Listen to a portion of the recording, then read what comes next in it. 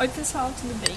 Meu nome é Julia Dani, eu sou estudante de Ciências Biológicas, licenciatura, e a área que eu mais gosto da biologia botânica é a área que eu pretendo me especializar, e eu já dei monitorias sobre isso, já dei aula, e eu percebo que é um assunto meio renegado na biologia, todo mundo vai para a zoologia, para a fofofauna, e as plantas ficam lá, coitadinhas, esquecidas, né?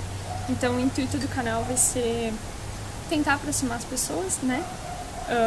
Falar sobre ciência, biologia, né, de uma forma geral, talvez até alguns conteúdos sobre matérias de ensino médio fundamental, que eu sei que é uma demanda muito grande do YouTube. E é isso, espero que vocês gostem. O nome do canal é Orquídea de Darwin. No primeiro vídeo eu resolvi explicar a história, né, da orquídea do Darwin, e que eu achei que seria um bom primeiro vídeo. Então é isso, vamos lá e espero que vocês gostem.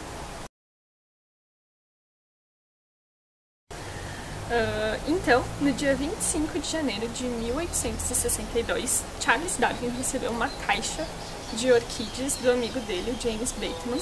O Darwin era muito apaixonado pelas orquídeas, de uma forma geral, tanto que ele tem até um livro contando sobre elas, né? Dentre essas orquídeas, tinha uma orquídea especial que era endêmica da ilha de Madagascar, chamada Angrecum sesquipedale. Então, Darwin ficou fascinado nessa orquídea, porque ela tinha um nectário muito longo. Então ele descreve, né, ele mandou uma carta lá para o amigo dele, o Joseph Dalton Hooker, falando, né, que essa orquídea ela era fascinante, que ela tinha um nectário do tamanho aproximado de um pé. E isso daí mais ou menos uns 30 centímetros, né, que é um nectário muito longo. E aí o néctar da orquídea ele ficava bem baixo, e aí ele fala que na ilha de Madagascar deveriam ter mariposas com a língua tão longa quanto esse nectário, né, para poder sugar o néctar dessa orquídea e assim conseguir polinizar ela. E aí ele fica fascinado com essa orquídea. Ao fazer essa suposição, Darwin acaba criando o conceito de coevolução, que é citado no livro A Origem das Espécies. Isso significa que quando duas espécies elas são muito relacionadas entre si, elas acabam se adaptando evolutivamente, e isso acaba como se fosse uma corrida, pela sobrevivência. Então, quanto mais longo aquele nectário evoluía, quanto mais longo ele ficava, mais longa a probóscide da mariposa tinha que ser para conseguir tomar aquele néctar. O nome coevolução ele veio posteriormente por outros pesquisadores e tudo mais. E aí, o problema da coevolução é que quando duas espécies elas acabam sendo tão intimamente relacionadas assim, se uma delas some da natureza, a outra acaba morrendo também, né? Porque isso acaba causando uma dependência muito forte entre elas, certo? Então, Darwin criou, né, esse conceito a partir dessa suposição, né, que existia essa mariposa lá em Madagascar. Não haviam registros dessa mariposa na ilha de Madagascar, né, uma mariposa que tivesse a probóscide tão longa e tudo mais. Então, isso acabou sendo uma suposição, né, da parte do Darwin. Mais ou menos aí uns 20, 21 anos depois, alguns pesquisadores descreveram uma espécie em Madagascar de mariposa que preenchia esses requisitos.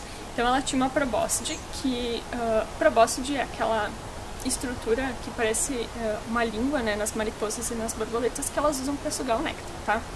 E aí ela tinha uma probóscide que podia chegar até 27,5 centímetros, ou seja, ela ia conseguir alcançar aquele néctar que estava lá dentro daquela orquídea. Eles acabaram nomeando essa espécie de mariposa como Xanthofe morgani predicti, sendo Predict uma referência, né, à previsão da existência dessa mariposa, certo?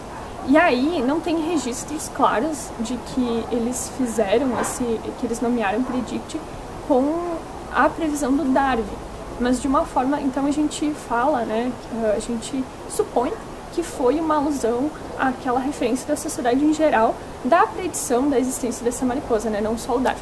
Mas sim, ele estava certo, né? Mais uma vez o Darwinzinho provou que estava certo.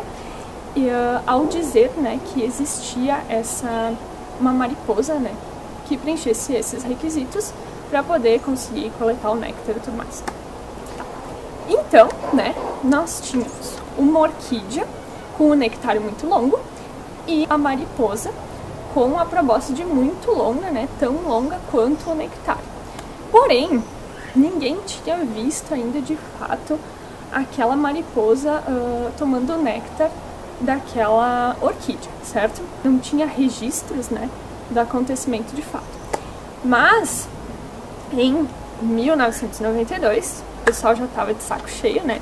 Depois de muitas e muitas expedições, muito tempo, o pessoal tentando registrar isso e tal, e ninguém conseguia. Eles falaram assim, não, cansamos, vamos fazer esse negócio acontecer, entendeu? Chamaram lá os fotógrafos, chamaram o pesquisador, botânico, entomólogo, montaram uma tendinha lá, botaram as orquídeas e capturaram umas mariposas dessa espécie, colocaram na tenda e aí conseguiram filmar, conseguiram fazer todos os registros aí, né, da mariposa conseguindo sugar o néctar da orquídea, né, e aí saiu até artigo, tem até filminho no NetGeo e tudo mais.